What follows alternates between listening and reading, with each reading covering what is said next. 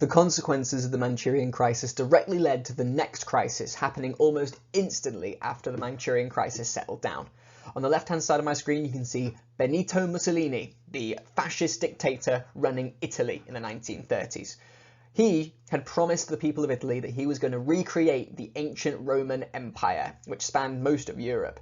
And he wanted to therefore take over lots of places to, should we say, create this big dominion run by Italy.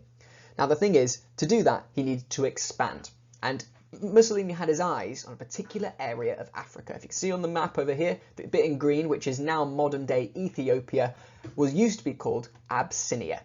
See, Mussolini controlled, via the Scramble for Africa, a number of locations around Abyssinia, Somaliland and Eritrea. Now, because of that, there were Italian troops nearby Abyssinia, which meant it would be an easy invasion. And because of it, he'd earn Italy loads more money. Basically, it was an obvious decision for Mussolini to take over Abyssinia. But he just watched the League of Nations flub it with the Manchurian crisis. He knew that if he was to invade Abyssinia, it was unlikely that the League would be able to stop him. So, in the, in 1934, the Italian soldiers in Abyssinia started a fight. In a place called Walwal, a fight began between Abyssinians and Italians. 150 Abyssinians were killed, and only 3 Italian soldiers were killed. But Mussolini used this as an excuse to say, Italian soldiers have been killed in Abyssinia. I am taking military attack on Abyssinia to take it over because they've killed my soldiers, even though it probably was him that started the fight. Now, this was almost a perfect time.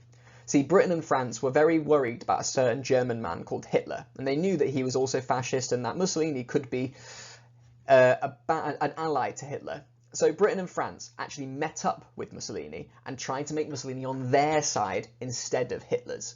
They would give things to Mussolini so that Mussolini would be their friend rather than Hitler's friend. In fact, they'd offered him areas of Somaliland, areas of Abyssinia as well, in retaliation for nothing to happen back to him. And essentially, Abyssinia was taken over completely. Abyssinia, lost my voice a bit. But what happened in Abyssinia was that they used chemical weapons on the population. Abyssinia was not a well-developed country. They had not developed into fully developed cities yet, or full armies, or tanks.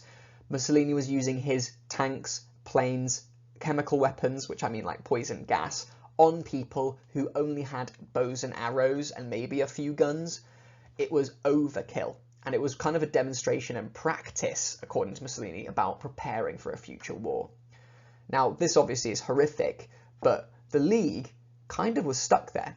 2 of its main council members were quite happy to leave Mussolini to do what he liked, and the League had no real ability to respond. The League was slow for a second time, and the League was beginning to be viewed as a not really a serious peacekeeping organisation at this point, because as well, if you've not forgotten, Italy is a member of the Council as well. So not just Japan, but Italy now is breaking League of Nations rules.